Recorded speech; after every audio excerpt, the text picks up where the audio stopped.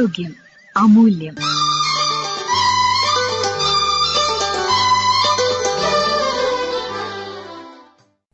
മുലയൂട്ടുന്ന അമ്മമാരുടെ ആഹാരക്രമം. സംസാരിക്കുന്നത് കോഴിക്കോട് ഗവൺമെന്റ് മെഡിക്കൽ കോളേജിലെ IMCHലെ assistant professor doctor Deepa KS.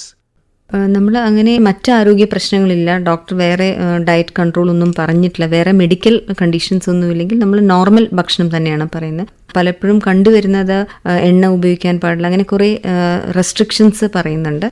അതൊന്നും തന്നെ സയന്റിഫിക്കലി നമ്മൾ സപ്പോർട്ട് ചെയ്യുന്ന കാര്യങ്ങളല്ല. അമ്മയ്ക്ക് ശരിക്കും പറഞ്ഞാൽ പണ്ട് അമ്മമാർ പറയും ഇനി 2 പേർക്കുള്ള ഭക്ഷണം കഴിക്കണം എന്ന് പറയാറുണ്ട്. അത്രയില്ലെങ്കിൽ പോലും നമ്മൾ ഒരു എക്സ്ട്രാ ഒരു 500 കാലറി എക്സ്ട്രാ കരുതണം എന്നാണ് പറയുന്നത്. ഫീഡിങ്ങുള്ള ലാക്ടേറ്റിംഗ് മദേഴ്സ്, അതായത് ബ്രസ്റ്റ് ഫീഡ് ചെയ്യുന്ന അമ്മമാർ ഡെഫിനറ്റ്ലി എക്സ്ട്രാ കാലറി കഴിക്കണം. അപ്പോൾ അതിൽ പ്രധാനമായിട്ടും പ്രോട്ടീൻ ഡയറ്റ്, പരിപ്പ്, പയറ്, സോയാബീൻ, അങ്ങനത്തെ കാര്യങ്ങളൊക്കെ നമുക്ക് ഇൻക്ലൂഡ് ചെയ്യാൻ പറ്റുകയാണെങ്കിൽ, ഹൈ പ്രോട്ടീൻ ഡയറ്റ് കൊണ്ടുവരാൻ പറ്റുകയാണെങ്കിൽ നല്ലതാണ്. പിന്നെ ഈ മുലയൂട്ടുന്ന അമ്മമാരും ഒരു ദിവസം ഒരു 2 ഗ്ലാസ് പാലെങ്കിലും കുടിച്ചാൽ നല്ലതാണ്. കാലറി കൂട്ടുന്നതിനോടൊപ്പം ശ്രദ്ധ ഊന്നേണ്ട കാര്യം ഒന്ന് അയൺ റിച്ച് ആയിട്ടുള്ള, കാരണം ഒരുപാട് ബ്ലീഡിങ്, അത് സിസേറിനാണെങ്കിലും നോർമൽ ഡെലിവറി ആണെങ്കിലും ഒക്കെ കുറച്ച് രക്തസ്രാവം ഉണ്ടാവാം, അല്ലെങ്കിൽ അയണിന്റെ കുറവ് വരുന്ന കണ്ടീഷനാണ്. അപ്പോൾ അയൺ റിച്ച് ആയിട്ടുള്ള ഭക്ഷണങ്ങൾ, നമ്മളെ പച്ചക്കറികൾ, ഇലക്കറികൾ, ഡേറ്റ്സ്, അങ്ങനത്തെ കാര്യങ്ങളൊക്കെ കഴിക്കണം. അങ്ങനത്തെ കാര്യങ്ങൾ നമ്മൾ മനസ്സിൽ വിചാരിച്ച് തന്നെ കഴിക്കണം, അതിന് വേണ്ടി കഴിക്കണം. അയണിന്റെ ടാബ്ലറ്റ്സ് ഒക്കെ കൊടുക്കും, അയണിന്റെയും കാൽഷ്യത്തിന്റെയും ടാബ്ലറ്റ്സ് ഡെലിവറി കഴിഞ്ഞ് ഡിസ്ചാർജ് ആവുന്ന സമയത്ത് കൊടുക്കും. എന്നിരുന്നാലും ഭക്ഷണത്തിൽ അയണും കാൽഷ്യവും കൂടുതലായിട്ടുള്ള ഭക്ഷണങ്ങൾ കഴിക്കുന്നത് നല്ലതായിരിക്കും. പിന്നെ വെള്ളം, പലപ്പോഴും വെള്ളത്തിന്റെ അളവിൽ റെസ്ട്രിക്ഷൻ പറയാറുണ്ട്, വയറ് ചാടും എന്നൊക്കെ പറഞ്ഞിട്ട് നമ്മൾ പൊതുവേ അങ്ങനെ പറയാറുണ്ട്. മുലപ്പാൽ എന്ന് പറയുമ്പോൾ 80% വെള്ളമാണ്. അപ്പം അമ്മ നല്ലോണം ഹൈഡ്രേറ്റഡ് ആയിരിക്കണം. നമ്മൾ പറയുന്നത് മിനിമം 2 ലിറ്റർ, 2 മുതൽ 3 ലിറ്റർ വെള്ളമെങ്കിലും കുടിക്കണം എന്നാണ് പറയാറ്. അത് കൂടുതലാണ് സാധാരണ സ്ത്രീകൾ മിക്കവാറും കുടിക്കാറുണ്ട്. പക്ഷേ ഈ പറഞ്ഞ പോലെ പലപ്പോഴും ചുറ്റിനും കുറേ അഭിപ്രായങ്ങൾ വരുമ്പോൾ ചിലപ്പോൾ നമുക്കതിൽ ഒരു കുറവ് കാണാറുണ്ട്. അപ്പോൾ അത് ശ്രദ്ധിക്കണം. അതുപോലെ തന്നെ അമ്മയുടെ മാനസികാരോഗ്യവും ഈ മുലപ്പാലിന്റെ എമൗണ്ടും തമ്മിൽ നല്ല ബന്ധമുണ്ടെന്ന് തോന്നുന്നു.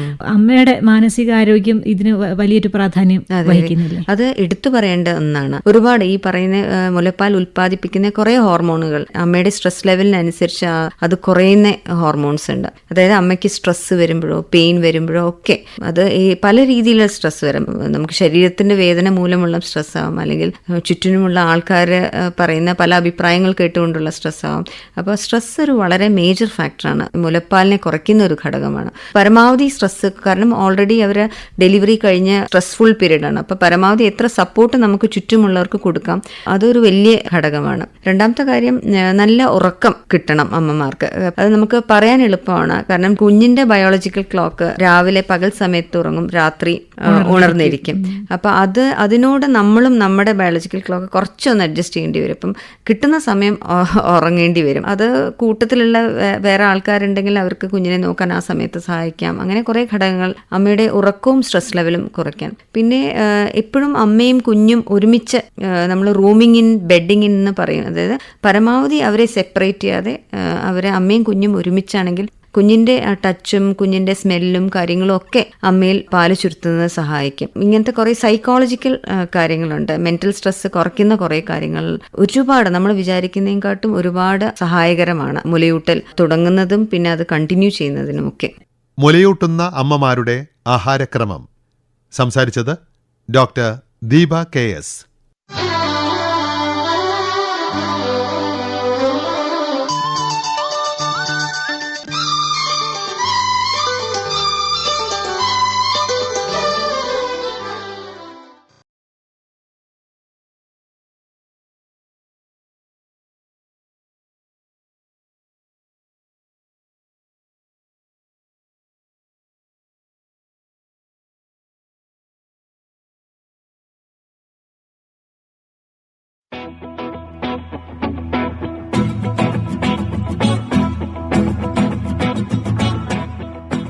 Open forum. തുറസിന്റെ തുറമുഖങ്ങൾ. കായിക ലോകത്തു നിന്നുള്ള പുത്തൻ വാർത്തകളിലേക്കും വിശേഷങ്ങളിലേക്കും ഏവർക്കും സ്വാഗതം. Sports mix. കായിക ലോകം കഴിഞ്ഞയാഴ്ചയിൽ തയ്യാറാക്കി അവതരിപ്പിക്കുന്നത് സ്പോർട്സ് എഴുത്തുകാരൻ മുഹമ്മദ് ദാവൂദ്. ഏഷ്യ കപ്പിനുള്ള ഇന്ത്യൻ 2020 ടീമിൽ ഇടം പിടിച്ചതിനു പിന്നാലെ അതിന്റെ ആഘോഷമെന്ന വണ്ണം കേരള ക്രിക്കറ്റ് ലീഗിൽ സഞ്ജു സാംസൺ പുറത്തെടുത്ത പ്രകടനമാണ് കഴിഞ്ഞ വാരം സംസ്ഥാനത്തെ ക്രിക്കറ്റ് ആരാധകരെ ആവേശത്തിലാഴ്ത്തിയത്. കൊച്ചി ബ്ലൂ ടൈഗേഴ്സിനായി തുടരെ 1 സെഞ്ചുറിയും 2 അർദ്ധ സെഞ്ചുറികളുമാണ് സഞ്ജു നേടിയത്. ലീഗിലെ 3-ാം മത്സരത്തിൽ ഓപ്പണർ സ്ഥാനത്തേക്കു തിരിച്ചെത്തിയ ശേഷമായിരുന്നു സഞ്ജുവിന്റെ നിറഞ്ഞാട്ടം. ടീമിന്റെ ആദ്യ മത്സരത്തിൽ സഞ്ജുവിന് ബാറ്റ് ചെയ്യാൻ അവസരം ലഭിച്ചിരുന്നില്ല. 2-ാം മത്സരത്തിൽ 6-ാമനായാണ് ബാറ്റ് ചെയ്യാനിറങ്ങിയത്. എന്നാൽ 22 പന്തുകളിൽ നേടാനായത് 13 റൺസ് മാത്രമാണ്. എന്നാൽ കൊല്ലം സെയിലേഴ്സിനെതിരെ 3-ാം മത്സരത്തിൽ മധ്യനിരവിട്ട് ഓപ്പണിംഗ് റോളിൽ തന്നെ സഞ്ജു തിരിച്ചെത്തി. 2020 ക്രിക്കറ്റിലെ തന്റെ ഇഷ്ട പൊസിഷൻ ഓപ്പണിംഗ് തന്നെയാണെന്ന് അരക്കിട്ടുറപ്പിക്കുന്നതായിരുന്നു മത്സരത്തിൽ സഞ്ജുവിന്റെ പ്രകടനം. തുടക്കം മുതൽ ബൌണ്ടറികൾ കൊണ്ട് ഗ്യാലറിയിൽ ആരവം തീർത്ത് 16 പന്തിൽ അർദ്ധ സെഞ്ചുറി തികച്ച സഞ്ജു പിന്നാലെ 42 പന്തിൽ സെഞ്ചുറിയും കുറിച്ചു. 13 ഫോറുകളും 5 സിക്സറുകളും അടങ്ങുന്നതായിരുന്നു താരത്തിന്റെ ഇന്നിംഗ്സ്. കൊല്ലം ഉയർത്തിയ 237 റൺസ് എന്ന കൂറ്റൻ വിജയലക്ഷ്യം മറികടക്കാനും അതോടെ കൊച്ചിക്കായി. പിന്നാലെ തൃശൂർ ടൈറ്റൻസിനെതിരെയും അർദ്ധ സെഞ്ചുറിയുമായി സഞ്ജു ആരാധകരെ ആവേശത്തിലാഴ്ത്തി.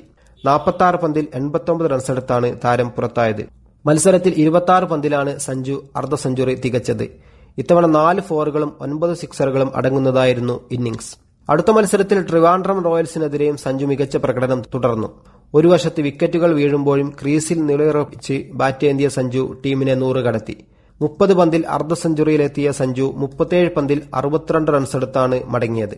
കേരള ക്രിക്കറ്റ് ലീഗിലെ പ്രകടനം ഇന്ത്യയുടെ ഏഷ്യ കപ്പ് ടീമിലെ ഓപ്പണിംഗ് റോളിൽ സഞ്ജുവിന് വഴി തുറക്കുമെന്നാണ് ആരാധകരുടെ പ്രതീക്ഷ.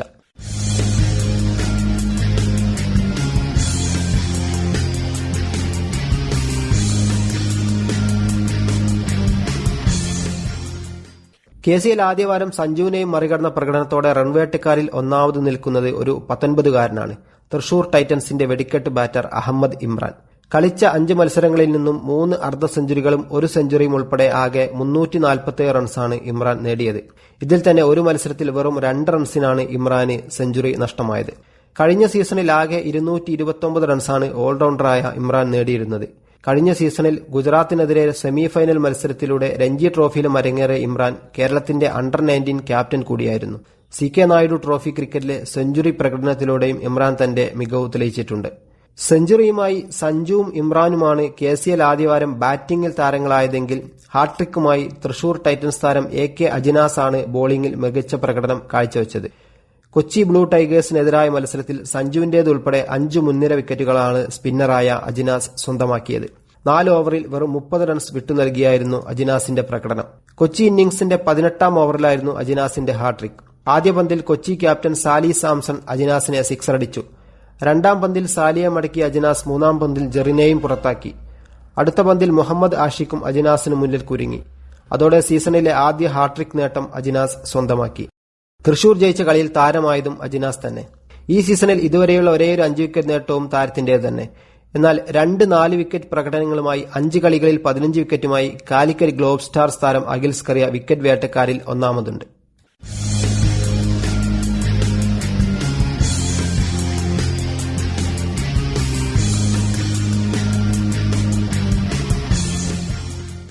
കഴിഞ്ഞ വാരം കേരളത്തിലെ കായിക പ്രേമികൾക്ക് സന്തോഷമേകിയ മറ്റൊരു വാർത്ത ഫിഫ ലോക ചാമ്പ്യന്മാരായ അർജന്റീന ടീം നവംബറിൽ കേരളത്തിൽ പ്രദർശന മത്സരത്തിനെത്തുന്നു എന്നതാണ്.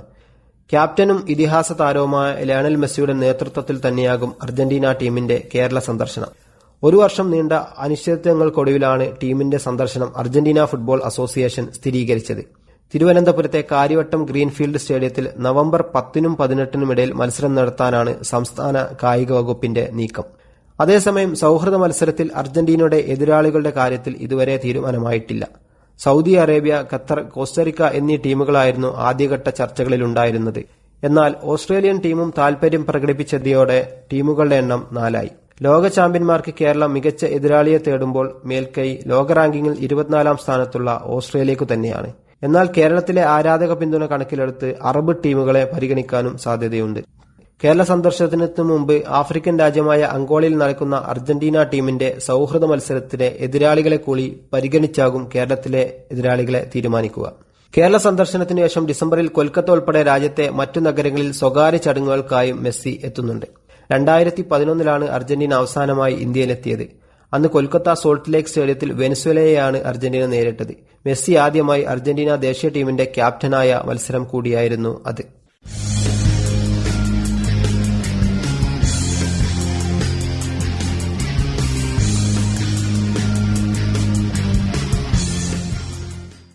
ആശങ്കക്കും അനിശ്ചിതത്വത്തിനും ഒടുവിൽ ഒക്ടോബറിൽ ഇന്ത്യൻ സൂപ്പർ ലീഗ് ഫുട്ബോൾ 12ാം സീസണ് തുടക്കമാകുമെന്ന സൂചനയും ഫുട്ബോൾ പ്രേമികൾക്ക് ശുഭവാർത്തയായി.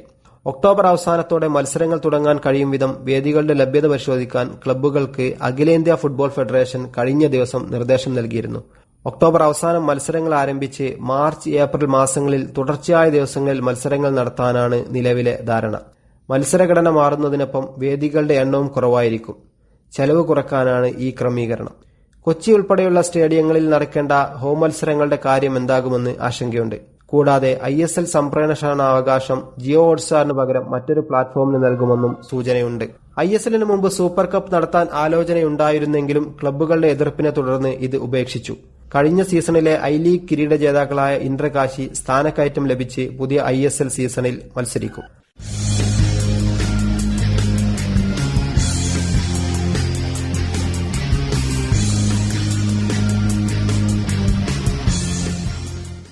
അടുത്ത മാസം ടോക്കിയോയിൽ നടക്കുന്ന ലോക അത്ലറ്റിക്സ് ചാമ്പ്യൻഷിപ്പിന് 19 ഇന്ത്യൻ താരങ്ങൾ ടിക്കറ്റ് ഉറപ്പിച്ചപ്പോൾ അതിൽ കേരളത്തിന്റെ അഭിമാനമായി M. ശ്രീശങ്കറും അബ്ദുള്ള അബൂബക്കറും ഇടം പിടിച്ചു. നീരജ് ചോപ്ര ഉൾപ്പെടെ 5 പേർ യോഗ്യതാമാർക്ക് പിന്നിട്ട് ലോക ചാമ്പ്യൻഷിപ്പിൽ പങ്കെടുക്കുമ്പോൾ 13 ഇന്ത്യൻ താരങ്ങൾ റാങ്കിംഗ് അടിസ്ഥാനത്തിൽ ടിക്കറ്റ് ഉറപ്പാക്കി. ഹെപ്റ്റാത്ലണിലെ ഏഷ്യൻ ചാമ്പ്യൻ നന്ദിനി അഗസാരയ്ക്ക് നേരിട്ട് യോഗ്യത ലഭിച്ചു. ലോക ചാമ്പ്യൻഷിപ്പിന് യോഗ്യത നേടിയവരുടെ പട്ടിക വേൾഡ് അത്ലറ്റിക്സ് കഴിഞ്ഞ ദിവസമാണ് പ്രഖ്യാപിച്ചത്.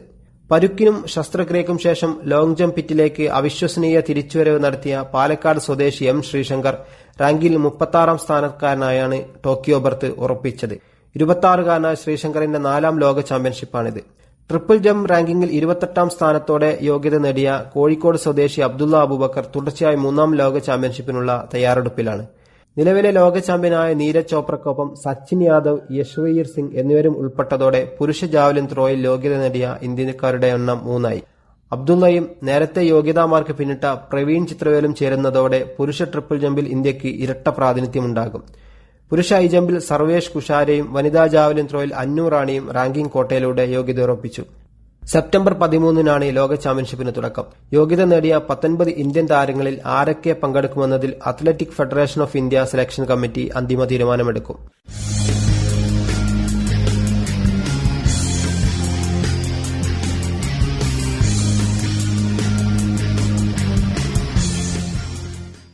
രാഹുൽ ദ്രാവിഡിനു ശേഷം ടെസ്റ്റ് ടീമിലെ 3ാം നമ്പർ പൊസിഷനിൽ ഇന്ത്യയുടെ വിശ്വസ്തനായിരുന്ന ചേതേശ്വർ പൂജാര രാജ്യാന്തര ക്രിക്കറ്റിൽ നിന്ന് വിരമിക്കൽ പ്രഖ്യാപിച്ചത് കഴിഞ്ഞ വാരമാണ്.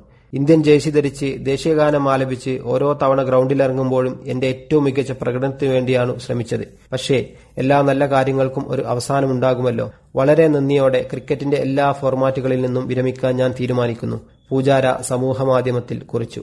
മൂർച്ചയേറിയ ബോളിംഗ് നിരകളെ മികച്ച സാങ്കേതിക തികവ് കൊണ്ട് പ്രതിരോധിച്ച് ദീർഘനേരം ക്രീസിൽ തുടരാൻ മിടുക്കനായ പൂജാര ഒരു പതിറ്റാണ്ടിലേറെക്കാലം ഇന്ത്യൻ ടെസ്റ്റ് ടീമിന്റെ വിശ്വസ്തനായിരുന്നു. 2010 മുതൽ 2023 വരെ 103 ടെസ്റ്റുകളിൽ ഇന്ത്യക്കായി കളിച്ചിട്ടുണ്ട്. 2023 ലോക ടെസ്റ്റ് ചാമ്പ്യൻഷിപ്പിൽ ഓസ്ട്രേലിയക്കെതിരെയായിരുന്നു അവസാന രാജ്യാന്തര മത്സരം കളിച്ചത്. 37 വയസ്സുകാരനായ പൂജാര ഗുജറാത്തിലെ രാജ്കോട്ട് സ്വദേശിയാണ്. പിതാവ് അരവിന്ദ് പൂജാര ആഭ്യന്തര ക്രിക്കറ്റിൽ സൌരാഷ്ട്രയുടെ താരമായിരുന്നു. ആഭ്യന്തര ക്രിക്കറ്റിൽ 66 സെഞ്ചുറികൾ പൂജാരയുടെ പേരിലുണ്ട്. 2018-19 സീസണിൽ ഓസ്ട്രേലിയയിൽ ഇന്ത്യയുടെ ചരിത്രപരമായ ആദ്യ ടെസ്റ്റ് പരമ്പര വിജയത്തിലെ പൂജാരയുടെ പങ്ക് എക്കാലവും ഓർമ്മിക്കപ്പെടുന്നതാണ്. പരമ്പരയിൽ 1258 പന്തുകൾ നേരിട്ട് 521 റൺസാണ് പ്ലെയർ ഓഫ് ദി സീരീസായ പൂജാര നേടിയത്. 3 സെഞ്ചുറികളും പരമ്പരയിൽ അദ്ദേഹം സ്വന്തമാക്കി. ഓസീസ് മണ്ണിൽ ഇന്ത്യ തുടർച്ചയായി നേടിയ ബോർഡർ ഗാവസ്കർ ട്രോഫി വിജയങ്ങളിൽ പൂജാരയുടെ പങ്ക് വലുതായിരുന്നു. 2010 ഓസ്ട്രേലിയക്കെതിരെ ബംഗളൂരു ടെസ്റ്റിലായിരുന്നു പൂജാരയുടെ രാജ്യാന്തര അരങ്ങേറ്റം. ആദ്യ ഇന്നിംഗ്സിൽ 4 റൺസെടുത്ത് പുറത്തായെങ്കിലും 2ാം ഇന്നിംഗ്സിൽ അർദ്ധ സെഞ്ചുറിയുമായി തിളങ്ങി. 89 പന്തുകൾ നേരിട്ട പൂജാര 72 റൺസ് നേടിയാണ് പുറത്തായത്. IPLൽ Punjab Kings, Kolkata Knight Riders, Chennai Super Kings, Royal Challengers Bengaluru ടീമുകളുടെ ഭാഗമായിരുന്നു.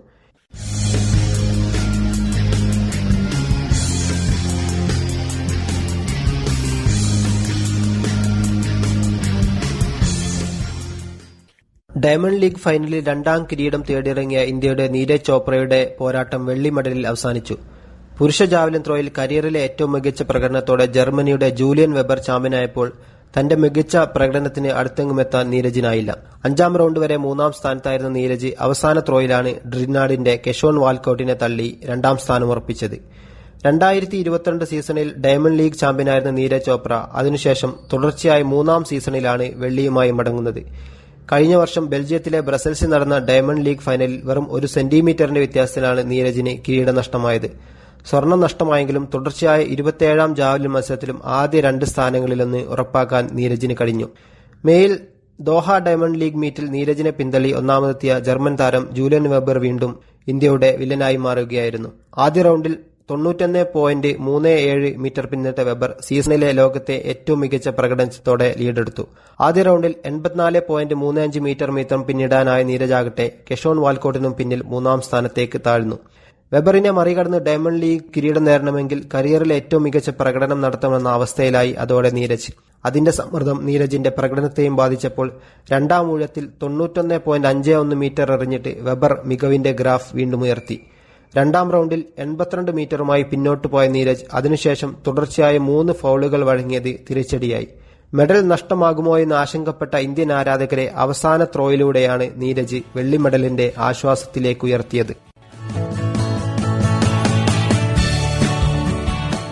Sports mix